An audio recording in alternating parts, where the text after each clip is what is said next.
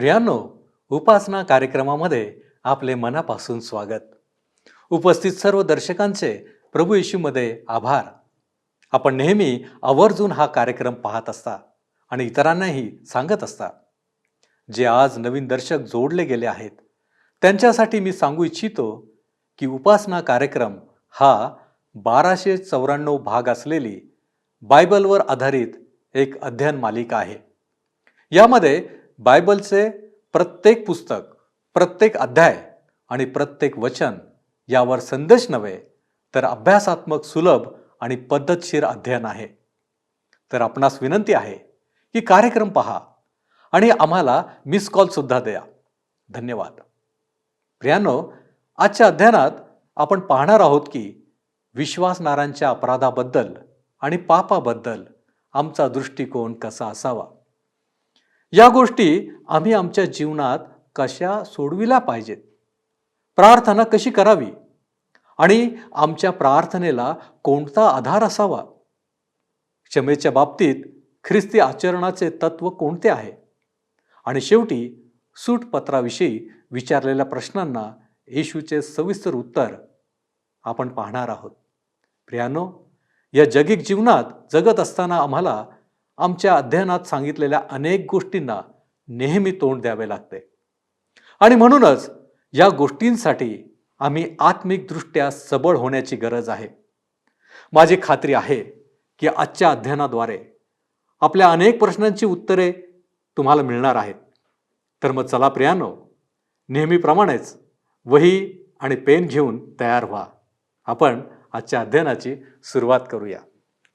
श्रोत्यांनो, ह्या दिवसांमध्ये आम्ही मत्तेकृत शुभवर्तमानाचे अध्ययन करीत आहोत आणि 18व्या अध्यायाच्या 1 ते 14 वचनांवर आम्ही विचार केलेला आहे. आज 15व्या वचनापासून पुढच्या वचनांवर आम्ही अध्ययन करणार आहोत. जर आपणाजवळ नवीन करार आहे तर माझ्यासोबत उघडा मत्तेकृत शुभवर्तमान 18वा अध्याय. 15वं वचन सांगतं, तुझ्या भावाने तुझा अपराध केला तर त्याच्याकडे जा. तुम्ही दोघे एकांती असताना त्याचा अपराध त्याला दाखव. त्याने तुझे ऐकले तर तू आपला भाव मिळविलास असे होईल. ह्या ठिकाणी वचन आम्हाला सांगतं की जर तो तुमच्या विरुद्ध अपराध करेल तर तुम्ही त्याच्याकडे जा. हे वचन विश्वासणाऱ्याने केलेल्या पापाबद्दल, अपराधांबद्दल सांगत आहे. ह्या ठिकाणी बंधन त्या व्यक्तीवर आहे ज्याला त्रास, दुःख, अपमान सहन करावा लागला आहे. त्याने त्याच्या भावाकडे जायचे आहे ज्याने त्याच्या विरुद्ध अपराध केला आहे. ज्याने अपराध केला त्याने नाही, तर ज्याच्या विरुद्ध अपराध झाला आहे त्याने जायचे आहे. पुढे 16 आणि 17 वचने पहा. परंतु जर त्याने न ऐकले तर तू आणखी एका दोघास आपणाबरोबर घे, अशासाठी की दोघा किंवा तिघा साक्षीदारांच्या तोंडून प्रत्येक शब्द शापित व्हावा. आणि जर त्याने त्यांचे न ऐकले तर मंडळीला कळव, आणि जर त्याने मंडळीचेही न ऐकले तर तो तुला परराष्ट्रीय किंवा जकातदार ह्यांच्यासारखा हो. काही लोकांना त्रासदायक स्थितीला थोडे थंडावून तिच्यावर पडदा टाकून त्या स्थितीला टाळणे आवडते, परंतु प्रभू अशा प्रकारे स्थितीला हाताळण्यास सांगत नाही. जर दोन विश्वासणाऱ्यांमध्ये मतभेद आहेत तेव्हा त्यांना एकत्र बोलावून शांतपणे, चांगल्या प्रकारे, मनमिळाऊपणाने ते मतभेद दूर करायला हवेत. जर त्या दोघांमध्ये सलोखा होत नाही तर त्यांचे प्रश्न 2-3 समूहापुढे ठेवावेत, आणि जर तेथे सुद्धा मतभेद दूर झाले नाहीत तर मंडळीतील लोकांपुढे ते प्रश्न न्यावेत. कारण विश्वासणाऱ्यांकरिता मंडळीला शेवटला निर्णय देण्याचा अधिकार आहे. प्रभू ह्या विषयाविषयी शेवटी म्हणतो 18व्या वचनात, 18वा अध्याय 18वे वचन, मी तुम्हास खचित सांगतो, जे काही तुम्ही पृथ्वीवर बांधाल ते स्वर्गात बांधले जाईल, आणि जे काही तुम्ही पृथ्वीवर मोकळे कराल ते स्वर्गात मोकळ्या केल्या जाईल. मत्ते 16वा अध्याय 19व्या वचनामध्ये ह्या वचनात जे सांगितले आहे त्याविषयी आम्ही अभ्यास केला. त्यात आम्ही शिकलो की जर आम्ही देवाचे वचन किंवा शुभवर्तमान जेव्हा स्वतःपर्यंतच राखून ठेवतो तेव्हा ते आम्ही पृथ्वीवर बांधतो, व जेव्हा आम्ही ते दुसऱ्यांना सांगतो तेव्हा आम्ही त्याला पृथ्वीवर मोकळे करतो. आता पुढे 19 आणि 20 वचने, 18वा अध्याय 19 आणि 20 वचने. मी आणखी तुम्हास खचित सांगतो, पृथ्वीवर तुमच्यापैकी दोघे कोणत्याही गोष्टीविषयी एकत्रित होऊन विनंती करीतील, तर ती माझ्या स्वर्गातील पित्याकडून त्यांच्यासाठी केल्या जाईल. कारण जेथे दोघे किंवा तिघे माझ्या नावाने जमले आहेत, तेथे त्यांच्यामध्ये मी आहे. तो म्हणतो, जेथे दोघे किंवा तिघे माझ्या नावाने जमून काही विनंती करतील, तर ती विनंती ऐकण्यात येईल. ख्रिस्ताच्या नावात ती ऐकल्या जाईल. ती विनंती स्वतः ख्रिस्त आमच्यासाठी पित्याजवळ करेल. किंवा आम्ही असे म्हणू शकतो श्रोत्यानो, की त्याच्या नावात मागणे म्हणजे त्याच्या इच्छेप्रमाणे मागणे. तो म्हणतो, कारण जेथे दोघे किंवा तिघे माझ्या नावाने जमले आहेत, तेथे मी त्यांच्यामध्ये आहे. ही मंडळीची साधारण कार्यप्रणाली आहे. 19 वचन हा प्रार्थनेसाठी एक नवीन आधार आहे. तसेच 20 वचन दृश्य मंडळीसाठी एक नवीन आधार आहे. प्रारंभिक मंडळी तेथेच सुरू झाली. प्रेषितांची कृत्ये 2 अध्याय आणि 42 वचन आम्हाला सांगतं की ते प्रेषितांच्या शिक्षणात आणि सहवासात, भाकर मोडण्यात व प्रार्थना करण्यात तत्पर असत. आता आपण 21 वचन वाचूया. तेव्हा पेत्र त्याच्याकडे येऊन म्हणाला, प्रभूजी, माझ्या भावाने किती वेळा माझा अपराध केला असता मी त्याला क्षमा करावी? 7 वेळा काय? पेत्राला असं म्हणून वाटले असेल की तो फार दिलदार आहे, मोठ्या मनाचा आहे. कारण नियमाप्रमाणे 2 किंवा 3 वेळा क्षमा करणे ठीक होते. शिमोन पेत्र 7 वेळा क्षमा करण्याकरिता तयार होता. परंतु पेत्राची उदारता प्रभू येशू ख्रिस्ताच्या नवीन मताप्रमाणे एक कंजूसी होती. 22 वचनात तो म्हणतो, येशू त्याला म्हणाला, 7 वेळा असे मी तुला म्हणत नाही, तर 7च्या 70 वेळा. इतक्या वेळी क्षमा करणे म्हणजे तेवढ्या समयात पुष्कळशा गोष्टी सुरळीत होऊ शकतात.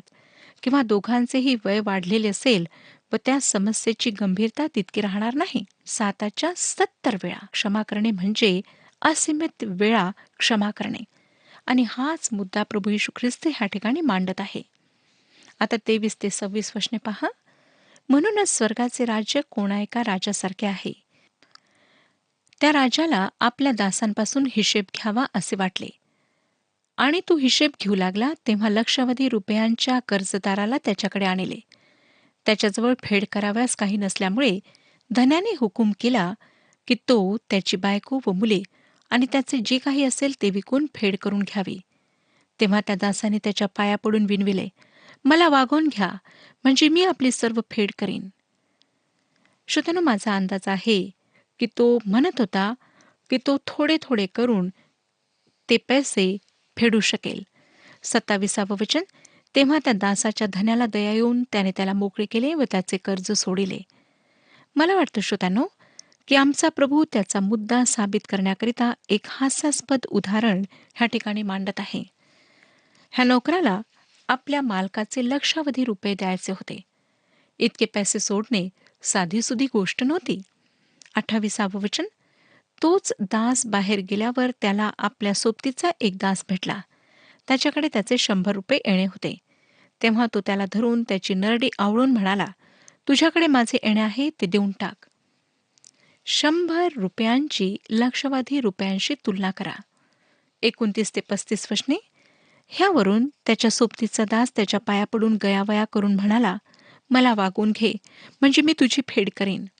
पण त्याचे न ऐकता तो गेला आणि ते देणे फेडेपर्यंत त्याने त्याला तुरुंगात टाकले.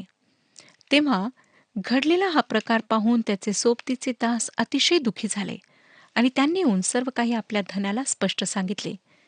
तेव्हा त्याच्या धन्याने त्याला बोलावून म्हटले, अरे दुष्ट दासा, तू गयावया केल्यामुळे मी ते तुझे सर्व देणे तुला सोडिले होते.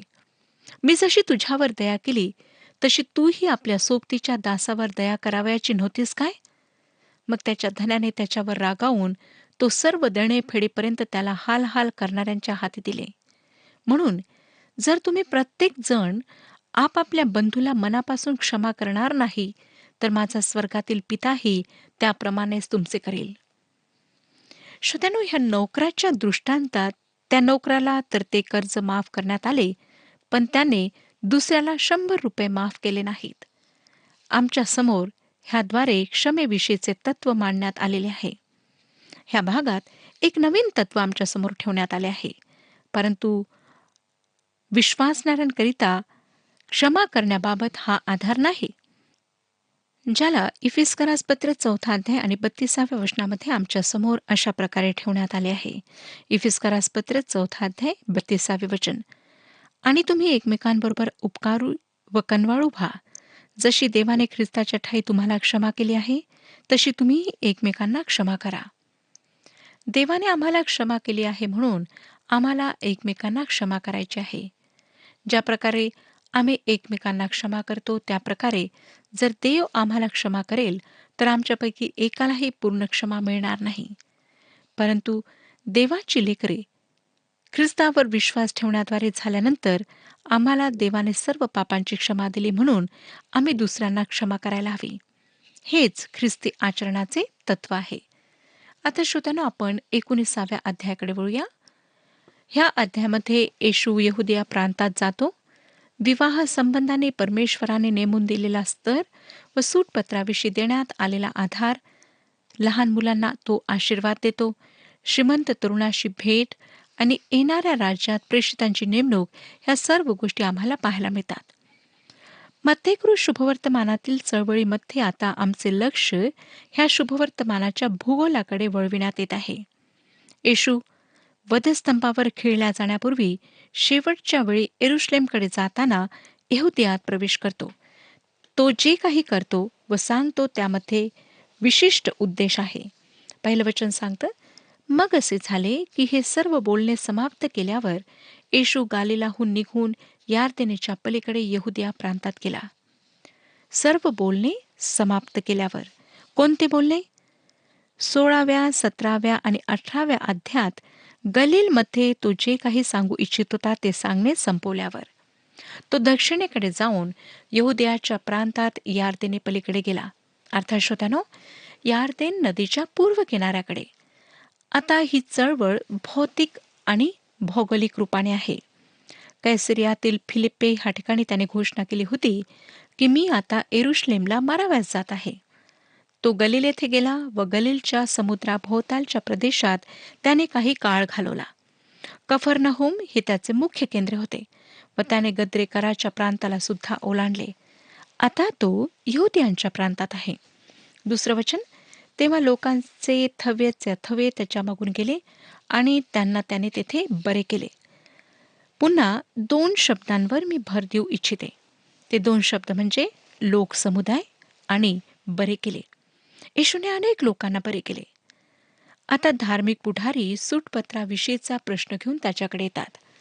आमचा प्रभू विवाहाविषयी परमेश्वराचा दृष्टिकोन आणि सूटपत्राविषयी आधार पुन्हा सांगत आहे. तिसरं वचन, मग परुषी तेथे आले आणि त्याची परीक्षा पाहण्याच्या उद्देशाने म्हणाले, कोणत्याही कारणावरून बायको टाकणे सशास्त्र आहे काय? परुषी त्याची परीक्षा घेण्यास, त्याला परखण्याकरिता त्याच्याकडे येतात. त्याने मोशेच्या कायद्याविरुद्ध, मोशेच्या पद्धतीविरुद्ध बोलावे म्हणून ते त्याच्या मागे लागले होते. आज सुद्धा श्रोत्यानो, जी समस्या कठीण आहे तीच समस्या घेऊन ते त्याच्याकडे आले, ती म्हणजे कोणत्याही कारणावरून बायको टाकणे सशास्त्र आहे काय? आज सुद्धा ही समस्या तितकीच बिकट आहे. परमेश्वराने काही गोष्टी मानवजातीच्या लाभासाठी, कल्याणासाठी, कुटुंबासाठी पोषक म्हणून दिलेल्या आहेत. उदाहरणार्थ, विवाह कुटुंबाच्या रक्षणार्थ त्याने स्थापित केला. विवाह मानवजातीसाठी आशीर्वाद आहे, मग ती व्यक्ती विश्वासणारी असो किंवा नसो. तसेच देहांताची शिक्षा राष्ट्राच्या रक्षणार्थ, त्यातील रहिवाशांच्या जीवाचे रक्षण होण्याकरिता लावून दिलेली आहे. तसेच परमेश्वराने शब्बाताचा नियम सुद्धा प्रत्येक व्यक्तीच्या रक्षणार्थ, जेणेकरून त्या व्यक्तीला एक दिवस विसावा मिळावा, ह्या अर्थाने लावून दिलेला आहे. परमेश्वराने हे नियम प्रत्येक व्यक्तीसाठी, कुटुंबासाठी व राष्ट्राच्या संरक्षणासाठी लावून दिलेत. संपूर्ण मानवजातीला लावून दिलेले हे सर्वसाधारण नियम होते. नंतर त्याने आपल्या निवडलेल्या लोकांकरिता ह्या नियमांना विशिष्ट नियम असे बनवले. आता श्रोत्यानो, विवाहासंबंधाने हा जो प्रश्न आहे त्याच्याकडे आपण लक्ष लावूया. अर्थातच येथे हा फक्त इस्रायल राष्ट्रापुरता लहान प्रमाणात आहे. आणि आज आम्ही त्याच्याकडे समकालीन ख्रिस्ती लोकांना समोर ठेवून पाहणार आहोत. कोणत्याही कारणावरून बायको टाकणे सशास्त्र आहे काय? 4थं वचन पहा काय सांगतं. त्याने उत्तर दिले, तुम्ही वाचले नाही काय की उत्पन्नकर्त्याने सुरुवातीलाच नर नारी अशी ती निर्माण केली. प्रभू येशूने त्यांना परमेश्वराची विवाहाविषयी जी योजना आहे त्या योजनेच्या पार्श्वभूमीकडे नेले. मोशेच्या नियमशास्त्रात सूटपत्र देण्याचे कारण फार विस्तृत असे आहे. अनुवादाचे पुस्तक 24 हे पहिलं वचन सांगतं. अनुवादाचे पुस्तक 24 आणि पहिले वचन. एखाद्या पुरुषाने एखाद्या स्त्रीशी लग्न केल्यानंतर त्याला तिची वागणूक अनुचित वाटल्यामुळे ती त्याला आवडेनाशी झाली तर त्याने सूटपत्र लिहून तिच्या हाती द्यावे आणि तिला घराबाहेर काढावे. मोशेच्या नियमाप्रमाणे विदेशी पुरुषाशी विवाह जितका वाईट समजला जात असे तितके घटस्फोटाला वाईट समजल्या जात नसे.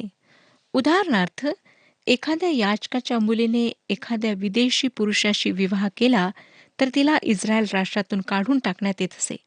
तरीसुद्धा जसे जसे दिवस गेलेत मोशेचे नियमशास्त्र अर्थहीन ठरू लागले आणि घटस्फोट अगदी फुसक्या कारणाने सुद्धा दिला जाऊ लागला.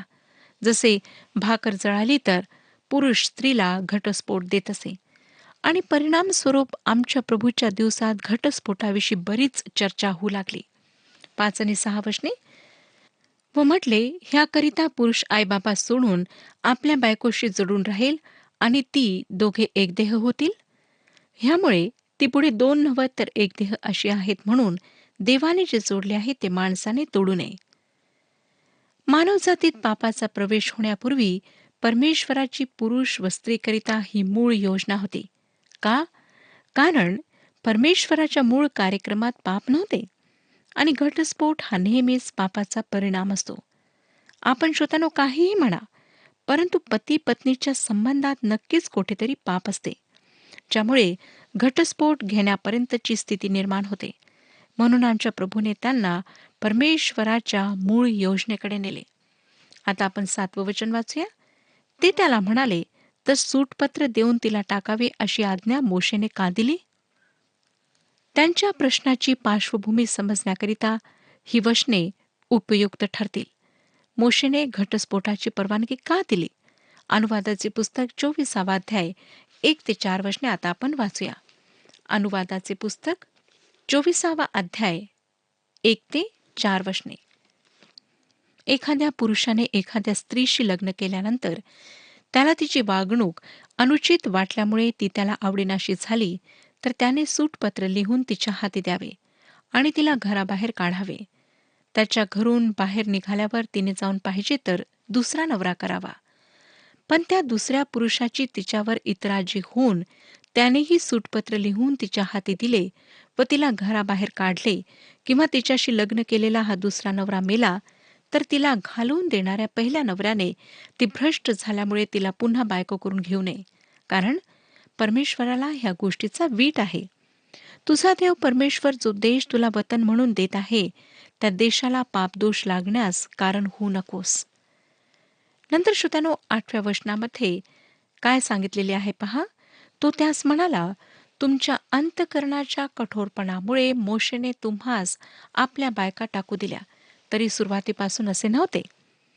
मोशेने परवानगी का दिली? त्यांच्या अंतकरणाच्या कठोरपणामुळे. विवाह मानव जातीकरिता देण्यात आला, जो सर्व मानवी संबंधात अधिक नाजूक व मधुर आहे. ह्या संबंधाप्रमाणे दुसरा कुठलाही संबंध नाही.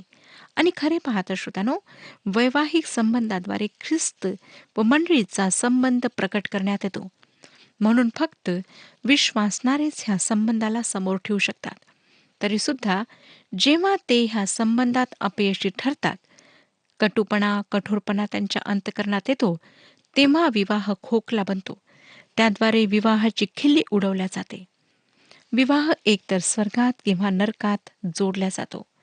तिसरी कुठलीही जागा नाही. जेव्हा विवाह चुकीच्या ठिकाणी होतो तेव्हा त्याचे टिकणे कठीण असते. मानवी अंतकरणाच्या कठोरपणामुळे परमेश्वराने घटस्फोटाची परवानगी दिली. परमेश्वराची आमच्यावर दया आहे, परंतु त्याच्या योजनेत घटस्फोट नाही. आज श्रोत्यांनो, आमच्या संस्कृतीत ह्या बाबतीत फार निष्काळजीपणा आढळतो. घटस्फोट घेतलेले अनेक लोक हे पुस्तक वाचत असतील, हा संदेश ऐकत असतील. मला आपणाला पुन्हा एकदा सांगू द्या की घटस्फोटामागे नेहमीच पाप असते, परंतु शेवटी आम्ही सर्व पापी आहोत. परमेश्वर एका खुनी व्यक्तीला माफ करू शकतो, तर तो घटस्फोट घेतलेल्या व्यक्तीला सुद्धा माफ करेल. परंतु आम्हाला प्रथम हेच समजून घ्यायला हवे की घटस्फोटाचे मूळ कारण पाप असते. श्रोत्यानो, विशेष करून पती पत्नींकरिता परमेश्वराचा हा संदेश आहे, जे आज घटस्फोट घेण्याच्या तयारीत आहेत, ज्यांच्यामध्ये भांडणं आहेत, मतभेद आहेत. श्रोत्यानो, हा उपाय नाही. परमेश्वराने त्याकरिता आपणाला जोडलेले नाही. त्याची इच्छा आहे की जी वचने विवाहाच्या वेळी आपण एकमेकाला देता, त्या वचनांचे आपण स्मरण ठेवावे आणि परमेश्वराच्या वचनाप्रमाणे आपण चालावे. आजच जे मतभेद आहेत, गैरसमज आहेत, ते दूर करा आणि एक व्हा. परमेश्वर आपल्या कुटुंबाला आशीर्वादित करू इच्छित आहे. आपल्या मनातील सर्व कटुभाव, सर्व ईर्ष्या, सर्व निंदा, सर्व वैरभाव दूर करा आणि प्रेमाला आपल्या जीवनामध्ये स्थान द्या. प्रेमाने एकमेकांचं पुन्हा स्वीकार करा. आज परमेश्वर आपणाशी बोलत आहे, म्हणून कशाही प्रकारे एकमेकांपासून दूर जाण्याचा प्रयत्न करू नका. आणि जर पत्नीने पतीला सोडले आहे किंवा पतीने पत्नीला सोडलेले आहे, आपण एकमेकांपासून अलग राहत आहात, तर आजच उठा आणि आपल्या पत्नीकडे जा आणि पत्नी, तुम्ही आपल्या पतीकडे जा. आपल्या कुटुंबाची काळजी घ्या, आपल्या लेकरांची काळजी घ्या, कारण परमेश्वराने आपले कुटुंब स्थापित केले आहे. परमेश्वर ह्या विषयात आपले मार्गदर्शन करो आणि आपणाला आशीर्वाद देऊ. प्रियानो, आज आपण शिकलो आहोत की विश्वासणाऱ्यांमधील मतभेद आम्ही शांतीने दूर करण्याची गरज आहे.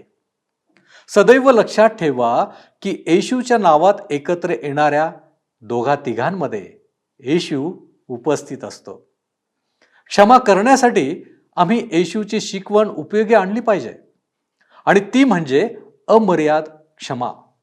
क्षमेच्या बाबतीत ख्रिस्ती आचरणाचे तत्व म्हणजे देवाने आमच्या पापांची क्षमा केली म्हणून आम्हीही एकमेकांना क्षमा करावी. आणि शेवटी विवाह मानवजातीसाठी आशीर्वाद आहे, तर घटस्फोट हा नेहमी पापाचा परिणाम आहे. घटस्फोटाचे मूळ कारण पाप आहे. प्रियानो, या गोष्टी समजून उमजून आपल्या जीवनामध्ये जगा. आपले आणि इतरांचे जीवनही आशीर्वादित करा. आपण प्रार्थना करू. धन्यवाद प्रभू येशू ख्रिस्ता, तुझ्या नावाला आम्ही मान, महिमा, गौरव देतो. यावेळेस तुझ्या चरणापाशी तू आम्हाला एकत्रित केलेला आहेस, आणि आज प्रभूजी तू आम्हाला अमर्याद क्षमा याच्याबद्दल शिकवलंस. आणि प्रभूजी, आमच्या जीवनामध्ये आम्ही तुझ्या आशीर्वादांमध्ये राहावं अशी तुझी इच्छा आहे. आणि म्हणूनच प्रभूजी, आमच्यामध्ये जर मतभेद असतील तर ते तू दूर कर. आमच्यामध्ये समंजसपण येऊ दे. आम्ही पाहतो प्रभूजी, जगामध्ये अनेक ठिकाणी, अनेक देशांमध्ये आणि विशेषतः भारतामध्ये देखील घटस्फोटाचं प्रमाण वाढत आहे.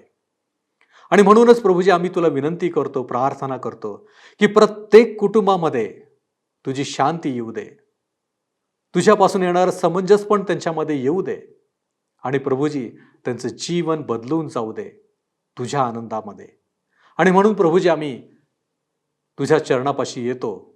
तू आमची ही प्रार्थना स्वीकार कर. आम्हा प्रत्येकाला आशीर्वादित कर. येशू ख्रिस्त आमचा प्रभू याच्याद्वारे मागतो म्हणून तो ऐक. आमेन. प्रभू समोर नम्र व्हा, म्हणजे तो तुम्हाला उच्च करेल. प्रभू आपणास सहाय्य करो.